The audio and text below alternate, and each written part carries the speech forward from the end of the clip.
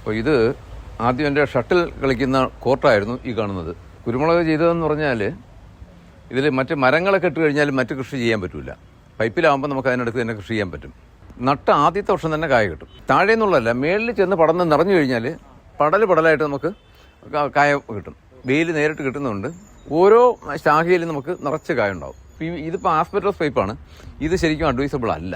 PVC പൈപ്പിൽ ഞാൻ ആദ്യം ചെയ്തിരുന്നു, അതാണ് കുറച്ചുകൂടെ മെച്ചം. സാധാരണ നമ്മുടെ ആസ്പെറ്റോസ് സാധാരണ രീതിക്കല്ല, ഇതൊന്നും ഗ്രിപ്പ് കൊടുത്തുകൊണ്ട് കമ്പനിയിൽ നിന്ന് പറഞ്ഞുണ്ടാക്കിച്ചതാണത്. കരിമുണ്ടയും കുഷ്ണാടനൊക്കെ നമുക്ക് വർഷങ്ങളോളം ഈൽഡ് കിട്ടുന്നതാണ്. ഇത് അത്രയും കിട്ടില്ല. അപ്പം ഇത് നമുക്ക് ഒരു 10-20 വർഷം മതി. കൂടുതലായിട്ട് നനച്ചു കഴിഞ്ഞാൽ കൂടെ ഇത് തിരി വന്നുകൊണ്ടിരിക്കും, എല്ലാ സമയത്തും വരും. വളം നമുക്ക് വളരെ കുറേശ്ശെ കൊടുക്കുകയാണെങ്കിൽ അതാണ് നല്ലത്. ഇതിൽ ഏറ്റവും കൂടുതൽ വേണ്ടത് മണ്ണ് ലൂസായിരിക്കണം. ഏത് കൃഷിക്കാണെങ്കിലും ശരി, മണ്ണ് ലൂസായിരിക്കണം. പക്ഷേ കുരുമുളകിന് മണ്ണ് ലൂസ് ചെയ്യുന്നത് പരിചയമുള്ളവരല്ല എന്നുണ്ടെങ്കിൽ ഈ വേര് പൊട്ടിച്ചു കഴിഞ്ഞാൽ അസുഖം വരും. ഇത് പന്നിയൂറിൻ്റെ ഒരു വെറൈറ്റിയാണ്. അപ്പോൾ ഇതിൽ നമുക്ക് ഇതുപോലെ വരുന്ന ഞാറുകാലി ഇന്ന് എടുത്തേക്കും തൈയാണ് നമ്മൾ സാധാരണ കിട്ടുന്നത്. ആ തൈ നട്ടു കഴിഞ്ഞാൽ അടിയിലിപ്പം ഈ 1 മീറ്ററോളം ദൂരം നമുക്ക് കായ്ഫലം ഉണ്ടാവില്ല. ഇതെല്ലാം മുറിച്ച് കളയേണ്ടതാണ്.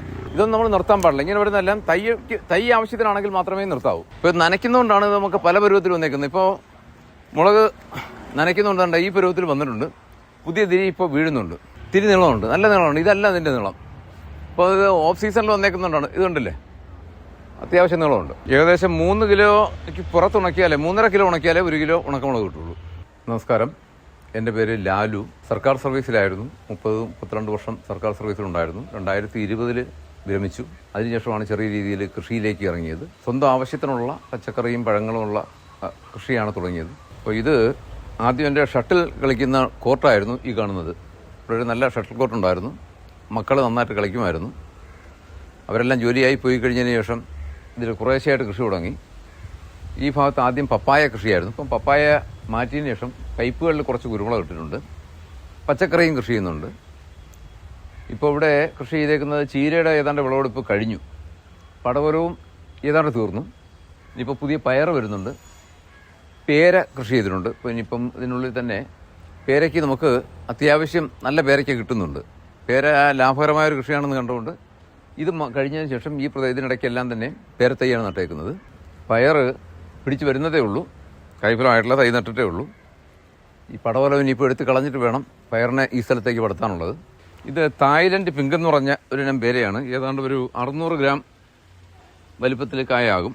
അകത്ത് ചെറിയ പിങ്ക് കളറുള്ള പേരയാണത്. അത് VNR എന്ന് പറഞ്ഞ വെറൈറ്റി പേരയും അതിനകത്തുണ്ട്.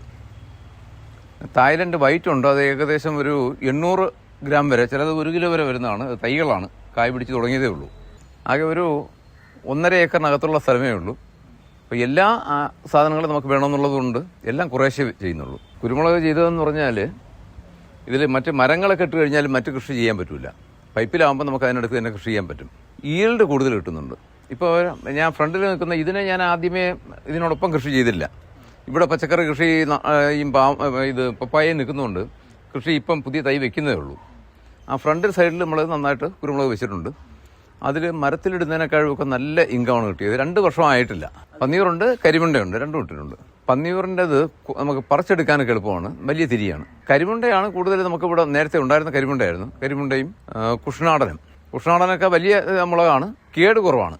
പന്നിയൂർ നട്ടാൽ ആദ്യത്തെ വർഷം നമുക്ക് വിളവ് കിട്ടുന്നുണ്ട് പന്നിയൂറിൻ്റെ വെറൈറ്റിക്ക്. അതിനോടൊപ്പം വെച്ചേക്കുന്ന ഇതിൽ തിരി ഈ വർഷം വീണതേ ഉള്ളൂ.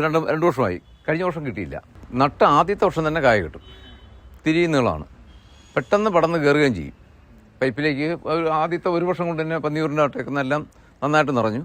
1 വർഷം, കഴിഞ്ഞ വർഷം തന്നെ ഒരുവിധം നല്ല ഈൽഡായിരുന്നു. അതിനോടൊപ്പം മരത്തിൽ വെച്ചതിനെ അപേക്ഷിച്ച് മേൽഭാഗത്ത് നിറഞ്ഞു കഴിഞ്ഞാൽ നല്ല ഈൽഡ് നന്നായിട്ട് കിട്ടും. ഈ താഴെ നിന്നുള്ളതല്ല, മേളിൽ ചെന്ന് പടന്ന് നിറഞ്ഞു കഴിഞ്ഞാൽ പടലായിട്ട് നമുക്ക് കായ കിട്ടും. വെയിൽ നേരിട്ട് കിട്ടുന്നതുകൊണ്ട് ഓരോ ശാഖയിലും നമുക്ക് നിറച്ച് കായ ഉണ്ടാവും. ഇപ്പം ഞാൻ ഇതിൻ്റെ മേളിൽ ഇനിയിപ്പോൾ ഒന്ന് ചെയ്യുന്നുണ്ട്. ഇത് നിറഞ്ഞു കഴിയുമ്പോഴേക്കും ചെറിയൊരു പൈപ്പ് കൂടെ കൊടുത്തിട്ട് PVC പൈപ്പ് കൊടുത്ത് 2 കമ്പിയൂടെ കൊടുത്തു കഴിഞ്ഞാൽ കാറ്റടിച്ചത് ഇളകി പോകില്ല. അല്ലെങ്കിൽ നമ്മൾ കെട്ടിക്കൊടുക്കണം. ഇത് തമ്മിൽ പരസ്പരം കൊരുത്തു കഴിഞ്ഞാൽ ഇളകുമൊന്നുമില്ല. അന്ന് അവിടെ പടവലം കൃഷി ചെയ്യുന്ന സ്ഥലത്ത് പെട്ടെന്ന് വളർന്നു വന്നു. ഇവിടെ ഒന്നും ചെയ്തിട്ടുണ്ടായിരുന്നില്ല. ഇവിടെ പപ്പായ വയ്ക്കുന്നൊന്നും ചെയ്തിട്ടില്ല. വെയിലിൽ ഇതിപ്പോൾ ആസ്പെറ്റോസ് പൈപ്പാണ്. ഇത് ശരിക്കും അഡ്വൈസബിൾ അല്ല. അല്ലെങ്കിൽ നമ്മൾ ഇതുപോലെ ചെയ്തു കൊടുത്താൽ കയറി വരും. ഇത് ചൂട് കൂടുതലാണ്. PVC പൈപ്പിൽ ഞാൻ ആദ്യം ചെയ്തിരുന്നു, അതാണ് കുറച്ചുകൂടെ മെച്ചം. അതിൽ ചൂട് ഇത്രയുമല്ല. ഇത് നല്ല വെയിലുള്ള സമയത്ത് നല്ല ചൂടായിരിക്കും പൈപ്പിന്. അപ്പോൾ അത് വരാതിരിക്കണമെങ്കിൽ നമുക്ക് ഇതൊക്കെ നെറ്റ് അടിച്ചു കൊടുത്താൽ അല്ലെങ്കിൽ ഷീറ്റോ ചാക്കോ എന്തെങ്കിലും ഇട്ട് കൊടുത്തു കഴിഞ്ഞാൽ പിടിച്ചു കയറിക്കൊള്ളും. നിറഞ്ഞു കഴിഞ്ഞാൽ കുഴപ്പമില്ല. ഏതിനാണെങ്കിലും നമ്മൾ കെട്ടിക്കൊടുക്കണം. തൈ കുറച്ച് വളർന്ന് വരുമ്പോഴേക്കും ആ പരുവിൽ ആകുമ്പോഴേക്കും നമ്മൾ കെട്ടിക്കൊടുക്കണം, അല്ലെങ്കിൽ അത് ഇളകി പോവും. പ്രത്യേകിച്ച് ചൂട് കൂടുതലാണെങ്കിൽ ഇളകി പോവും. ഇതിൻ്റെ ചൂടാണ് പ്രശ്നം. ചൂടെന്ന് പറഞ്ഞാൽ ഇത് സാധാരണ നമ്മുടെ ആസ്പെറ്റോസ് സാധാരണ രീതിക്കല്ല, ഇതൊന്നും ഗ്രിപ്പ് കൊടുത്തുകൊണ്ട് കമ്പനിയിൽ നിന്ന് പറഞ്ഞുണ്ടാക്കിച്ചതാണത്. കമ്പനി തന്നെ ഈ പർപ്പസിന് വേണ്ടി പോളിഷ് ചെയ്യാതെ ഗ്രിപ്പുള്ള ടൈപ്പാണ് കൊണ്ടുവന്നത്. പക്ഷേ ഇതിനകത്ത് ഞാൻ മണൽ നിറച്ചിട്ടുണ്ട്. അകത്ത് ഞാൻ വെള്ളം ഒഴിച്ചു കൊടുത്തിട്ട് പോലും ഇതിൻ്റെ ചൂട്, നല്ല ചൂടുള്ള സമയത്ത് എന്ന് പറഞ്ഞാൽ നമുക്ക് തൊടാൻ പറ്റില്ല. അകത്ത് മണലും സിമെൻറ്റും കൂടെ ഒരു സപ്പോർട്ടിന് വേണ്ടി, കാരണം ഇതിന് ബലം കുറവാണ്. PVC കണക്കുള്ള ബലം കിട്ടില്ല. എന്തെങ്കിലും കാരണവശാൽ വല്ല മെറ്റൽ സാധനം തട്ടി അത് പൊട്ടിപ്പോവും. നിറഞ്ഞു കഴിഞ്ഞാൽ കുഴപ്പമില്ല. പൈപ്പിൽ കുരുമുളക് നിറഞ്ഞു വന്നിട്ടുണ്ടെങ്കിൽ കുഴപ്പമില്ല. PVC ആകുമ്പോൾ ആ പ്രശ്നമില്ല. നമ്മുടെ കുഷ്ണാടൻ ടൈപ്പൊക്കെ ആണെങ്കിൽ ഒരുപാട് വർഷം നിൽക്കും. പന്നിയൂറിൻ്റെ വെറൈറ്റിക്ക് ഒരു 10-20 വർഷത്തിനകത്ത് 15 വർഷം 20 വർഷം വരെ ലൈഫ് അതിനകത്ത് ഉള്ളൂ. അപ്പോഴേക്കും പിന്നെ അതിൻ്റെ ഈ തണ്ട് ഒരുപാട് വണ്ണമായി കഴിഞ്ഞാൽ ഈൽഡ് വളരെ കുറേ എടുത്ത് കളയേണ്ടി വരും. അപ്പം ഞങ്ങളുടെ ആ മരങ്ങളിൽ നിൽക്കുന്നതൊക്കെ 10-40 വർഷമായതാണ്. ഇപ്പോഴും ഈൽഡുണ്ട്. അത് കരിമുണ്ട വെറൈറ്റിയാണ്. കരിമുണ്ടയും കുഷ്ണാടനൊക്കെ നമുക്ക് വർഷങ്ങളോളം ഈൽഡ് കിട്ടുന്നതാണ്. ഇത് അത്രയും കിട്ടില്ല. അപ്പം ഇതിന് നമുക്ക് ഒരു 10-20 വർഷം മതി. 20 വർഷം നിൽക്കും. കാരണം ഇതിനകത്ത് വേറെ മറ്റ് കാര്യങ്ങളൊന്നുമില്ല. സപ്പോർട്ട് നമ്മൾ അകത്തൊന്ന് സ്റ്റെബിലൈസ് ചെയ്തിട്ടുണ്ടല്ലോ. സിമെൻറ്റും മണലും ലൂസായിട്ട് ഒരു ചെറിയ നനവിൽ ഇട്ട് ഒന്ന് ഇടിച്ചുറപ്പിച്ച് കൊടുത്തിട്ടുണ്ട്. വെള്ളം പൈപ്പ് ഇതിനകത്ത് ആസ്പെറ്റോസിനകത്ത് അങ്ങനെ വെള്ളം പിടിക്കില്ല. അത് കുറച്ച് വെള്ളം പിടിച്ചാലും ഇത് ഒട്ടും പിടിച്ച് നിൽക്കില്ല. അതുപോലെ ഇനി പോരും. അകത്ത് നിൽക്കുന്നതുകൊണ്ട് കുഴപ്പമില്ല, ഈർപ്പം നിൽക്കുന്നുണ്ട്. ഇതൊരു 30 സെൻറ്റിമീറ്ററേ താഴ്ത്തിയിട്ടുള്ളൂ. 30 സെൻറ്റിമീറ്റർ താഴ്ത്തി അതിൽ ഇത്തിരി സിമെൻറ്റിൽ ഉറപ്പിച്ചേക്കാണ്, കോൺക്രീറ്റിൽ ഉറപ്പിച്ചേക്കാണ്. ഇവിടുത്തെ മണ്ണിൽ 30 സെൻറ്റിമീറ്റർ തന്നെ കൂടുതലാണ് ഇവിടുത്തെ മണ്ണിൽ. അത്രയും കട്ടിയാണ്. പിന്നെ അത് കഴിഞ്ഞ് നമ്മൾ ഇതിൻ്റെ മുകളിലേക്ക് മണ്ണടിപ്പിച്ച് കൊടുക്കും, കുറച്ചുകൂടെ കയറുമല്ലോ. ഇപ്പോൾ തന്നെ ഇപ്പോൾ ഒരു അരയടിയിലോളം ഉയർന്നു കഴിഞ്ഞു. ഓരോ വർഷവും വളമിട്ട് അടുപ്പിക്കുമ്പോഴേക്കും കൂടുതൽ വരും. പിന്നെ ആ കുഴിയിലേക്ക് ഇതിൻ്റെ വേര് കയറി ടൈറ്റായി കഴിഞ്ഞാൽ വളരെ സ്ട്രോങ് ആയിട്ട് മാറും. നന പൈപ്പിലുള്ളതിന് നമ്മൾ നന കൊടുക്കണം. ഇപ്പോൾ ഈ 2 മാസം നമുക്ക് വലിയ നന കൊടുത്തിട്ടില്ല. കാരണം നന കൊടുത്തു കഴിഞ്ഞാൽ ഈൽഡ് കുറയും. ഈ മഴ പെയ്ത് വരുന്ന സമയത്ത് വേണം ഇത് പെട്ടെന്ന് നമുക്ക് തളർത്ത് താര് വരാണല്ലോ. കൂടുതലായിട്ട് നനച്ചു കഴിഞ്ഞാൽ കൂടെ ഇത് തിരി വന്നുകൊണ്ടിരിക്കും. എല്ലാ സമയത്തും വരും. ഈ കരിമണ്ടയ്ക്കും ആ ഒരു പ്രശ്നമുണ്ട്. മഴ ഇടയ്ക്ക് നമ്മൾ വെള്ളം കൊടുത്തു കഴിഞ്ഞാൽ വീണ്ടും തിരി വരും. അപ്പോൾ പല ടൈപ്പ് നമുക്ക് പറിച്ചെടുക്കാനൊരു ബുദ്ധിമുട്ടായിരിക്കും. പല സീസണായിട്ട് വരും. അപ്പം നാച്ചുറലായിട്ടുള്ളതെന്ന് പറയുന്നത് ഈ വർഷത്തിൽ 2 മാസത്തെ ആ ഉണക്ക്, അത് ഇലയൊക്കെ പൊഴിഞ്ഞ് ഒരു മുരടിച്ച് നിൽക്കും. അടുത്ത മഴയത്ത് നമ്മൾ വളം ചെയ്തിട്ടേക്കാണെങ്കിൽ അടുത്ത മഴയത്ത് നന്നായിട്ട് പുഷ്ടിയായിട്ട് വന്ന് താര് വീഴും. അപ്പം നിറച്ച് താര് വീഴും. അപ്പോൾ ഈ തൈ ആയതുകൊണ്ട് നമുക്ക് അത്രയും നോക്കാൻ പറ്റില്ല. തൈക്ക് വെള്ളം കൊടുത്തില്ലെങ്കിൽ ചിലപ്പോൾ കരിഞ്ഞു പോകും. കുറേശ്ശെ വെള്ളം കൊടുക്കും. പക്ഷേ അത് തന്നെ ആ കൊടുക്കുന്ന വെള്ളത്തിൽ തന്നെ താര് വന്നിട്ട് ഇപ്പോൾ അതിലെല്ലാം കായ് നിൽക്കുന്നത് കാണാം. ഇനിയിപ്പം മഴ കഴിയുമ്പോഴേക്കും ഒരുമിച്ച് വരും. അപ്പോൾ 2 പരുവമായിട്ട് നമുക്ക് കിട്ടിയെന്നിരിക്കും. വളം നമ്മൾ ജൈവവളം മാത്രമേ കൊടുക്കുന്നുള്ളൂ. വേപ്പിണ്ണാക്ക് കൊടുക്കും. വേപ്പിണ്ണാക്കും എല്ലുപൊടിയും ആദ്യമേ അടിവളമായിട്ട് നമ്മൾ കൊടുക്കുന്ന കൂട്ടത്തിൽ തന്നെ തൈ നടുന്ന സമയത്ത് കുറച്ച് ചാണകപ്പൊടി മാത്രമേ കൊടുത്തുള്ളൂ. അത് കഴിഞ്ഞിട്ട് ആദ്യത്തെ വർഷം തന്നെ കുമ്മായം ഇട്ട് ഒരു 15 ദിവസം കഴിഞ്ഞിട്ട് എല്ലുപൊടിയും വേപ്പിണ്ണാക്കും മിക്സ് ചെയ്തിട്ട് കൊടുത്തതിന് ശേഷമാണ് ബാക്കി ജൈവവളം മാത്രമേ കൊടുക്കുന്നുള്ളൂ. രാസവളം കൊടുക്കുന്നില്ല. പെസ്റ്റിസൈഡ് ശരിക്കും അടിക്കേണ്ടതാണ്. ഇതുവരെ ഞാൻ അടിച്ചിട്ടില്ല. വളം നമുക്ക് വളരെ കുറേശ്ശെ കൊടുക്കുകയാണെങ്കിൽ അതാണ് നല്ലത്. ഇതിൽ ഏറ്റവും കൂടുതൽ വേണ്ടത് മണ്ണ് ലൂസായിരിക്കണം. ഏത് കൃഷിക്കാണെങ്കിലും ശരി മണ്ണ് ലൂസായിരിക്കണം. പക്ഷേ കുരുമുളകിന് മണ്ണ് ലൂസ് ചെയ്യുന്നത് പരിചയമുള്ളവരല്ല എന്നുണ്ടെങ്കിൽ ഈ വേര് പൊട്ടിച്ചു കഴിഞ്ഞാൽ അസുഖം വരും. വേര് ചതഞ്ഞു കഴിഞ്ഞാൽ അതിലൂടെ കീടബാധ ഉണ്ടാകാനുള്ള ചാൻസ് ഉണ്ട്. അപ്പോൾ അത് തടത്തിനോട് ചേർന്നുള്ള ഭാഗത്ത് നമുക്ക് പിടിതെടുത്ത് മാറ്റുന്നതായിരിക്കും നല്ലത്. ഇത് കൊടുക്കുന്നത് ഓർഗാനിക് അല്ലാതെ കൊടുക്കുന്ന പറഞ്ഞാൽ മൈക്രോ ന്യൂട്രിയൻസ് കൊടുക്കും. കാരണം അത് മണ്ണിൽ കുറവാണ്. പ്രത്യേകിച്ച് പപ്പായ എന്നിടത്ത് മൈക്രോ ന്യൂട്രിയൻസ് ബോറോണിൻ്റെയൊക്കെ അംശം വളരെ കുറവായിരിക്കും. മൊത്തം അത് വലിച്ചെടുക്കും. വാഴയും അതുപോലെ തന്നെയാണ്, കൂടുതലായിട്ട് വലിച്ചെടുക്കുന്നതാണ്. അപ്പോൾ അതിന് ഒരു പരിധിവരെ നമ്മൾ അതിൻ്റെ വാഴയുടെ തടയെല്ലാം വെട്ടി അവിടെ തന്നെ ഇടുകയാണെങ്കിൽ അത് തിരിച്ചു കിട്ടും. എന്നാൽ പോലും പൊട്ടാഷ്യം നമുക്ക് കൊടുക്കേണ്ടി വരും. പൊട്ടാഷ്യം നമുക്ക് ഇവിടെ ചാരമുണ്ട്. ചാരം ഞാൻ എല്ലാ സമയത്തു നിന്നെല്ലാം കിട്ടുന്ന ചാരം കൊടുക്കുകയാണ് ചെയ്യുന്നത്. നമ്മളിപ്പം ഇതിൽ ഏറുതല അല്ല എടുത്തിരുന്നത്, ഞാറുകാലിയായിട്ട് താഴോട്ട് വരുന്നുണ്ടല്ലോ, അങ്ങനെയുള്ള വള്ളിയാണ് എടുക്കുന്നത്.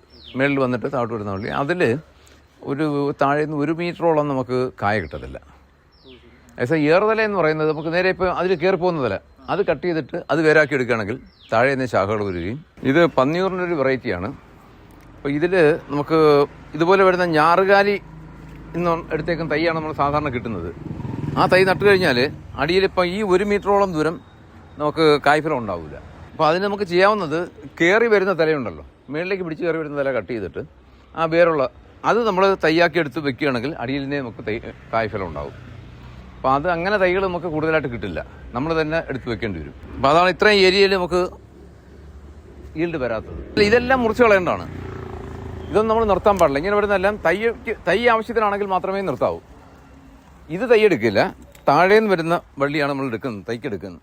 അപ്പോൾ ഇതുപോലെ വരുന്ന വള്ളികളുണ്ടല്ലോ, അത് വേര് പിടിച്ച് വരുന്ന അത് കട്ട് ചെയ്ത് വെച്ചാൽ പെട്ടെന്ന് കിട്ടും. ഇത് കായ്ഫലം വരാൻ താമസം വരും, കുറച്ചുകൂടെ താമസിക്കുമ്പോൾ. മറ്റേതാകുമ്പം ആദ്യത്തെ വർഷം തന്നെ കായ് കിട്ടും. ഇത് വളർന്ന് കുറച്ച് വർഷം കഴിഞ്ഞെങ്കിൽ മാത്രമേ 2 വർഷം കഴിയാതെ നമുക്ക് കായ് കിട്ടില്ല. മുകളിൽ മുഷയെടുക്കും. ഇപ്പോൾ ഇതിലൊന്നും പൈപ്പ് മേളിലൊന്നും കൊടുത്തിട്ടില്ല നമ്മൾ, അതിൻ്റെ മേളിൽ നിറഞ്ഞു കിടക്കുകയാണ്. അപ്പോൾ ഇനിയിപ്പോൾ ഈ മഴ വരുന്ന സമയത്ത് ഇതങ്ങ് നിറഞ്ഞ് വലിയ കുട പോലെ ആവും.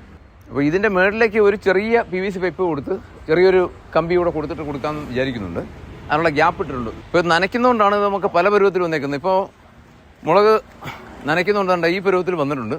പുതിയ തിരി ഇപ്പോൾ വീഴുന്നുണ്ട്. ഇനിയിപ്പോൾ മഴ വരുന്ന സമയത്ത് വീണ്ടും പുതിയത് വന്നുകൊണ്ടിരിക്കുകയാണ്. തിരി നീളമുണ്ട്, നല്ല നീളമുണ്ട്. ഇതല്ല അതിൻ്റെ നീളം. അപ്പോൾ അത് ഓഫ് സീസണിൽ വന്നേക്കുന്നുണ്ടാണ്. ഇതുണ്ടല്ലേ, അത്യാവശ്യം നീളമുണ്ട്. മണിയും വലുതാണ്. ഇവിടെ വിളഞ്ഞതിനകത്തുണ്ട് മണി വലുപ്പമാണ്. എന്നാലും ഇതിൽ ഉണങ്ങിയാൽ ഇതിന് വെയിറ്റ് കുറവാണ്. ഏകദേശം 3 കിലോയ്ക്ക് പുറത്ത് ഉണക്കിയാലേ 3.5 കിലോ ഉണക്കിയാലേ 1 കിലോ ഉണക്കമുളക് കിട്ടുള്ളൂ. ഈ പൈപ്പിലിട്ടേക്കുന്നത് 80 എണ്ണം ഉണ്ട്. 80 എണ്ണമാണ് പൈപ്പിൽ ഇപ്പോൾ കൃഷി ചെയ്തേക്കുന്നത്. ഞാനിപ്പോൾ ഉണക്കി വെച്ചേക്കുന്ന ഒരു 40 കിലോ മുളക് ഉണക്കി വെച്ചിട്ടുണ്ട്. ഇത് മാത്രമല്ല, മരങ്ങളിൽ നിൽക്കുന്നതും കൂടെ ചേർത്താണ്. ഇതിൽ മാത്രമായിട്ട് കണക്കെടുത്തിട്ടില്ല. പക്ഷെ മരങ്ങളിലെ അപേക്ഷിച്ച് മരങ്ങളിലെ ചോര കൂടുതലായിട്ട് കുറവായിരുന്നു. ഇലയുടെ ചാർത്ത് കൂടുതലാണല്ലോ മാവിൽ നിൽക്കുന്നത്, അതൊക്കെയാണ് മരങ്ങളിലുള്ളത്. ഇതിലാകുമ്പോൾ കംപ്ലീറ്റ് നിറഞ്ഞിപ്പോൾ ഈ വർഷം നല്ല ഈൽഡ് ഉണ്ടാവും. കാരണം ഇതിൻ്റെ മേളിലെത്തി. ആ മേളിൽ വരുന്ന ഓരോ ശാഖയിലും വേലി കിട്ടുന്നതുകൊണ്ട് നിറച്ച് കുരുമുളക് കിട്ടുന്നതാണ്. ഇത്രയും ആയിക്കഴിഞ്ഞാൽ ഇനിയിപ്പോൾ ചൂടിൻ്റെ പ്രശ്നമില്ല. ഇത് കംപ്ലീറ്റ് നല്ല സ്ട്രോങ് ആണ്. ഇനി കെട്ട് വേണ്ട, ഉറപ്പായിരിക്കുകയാണ്.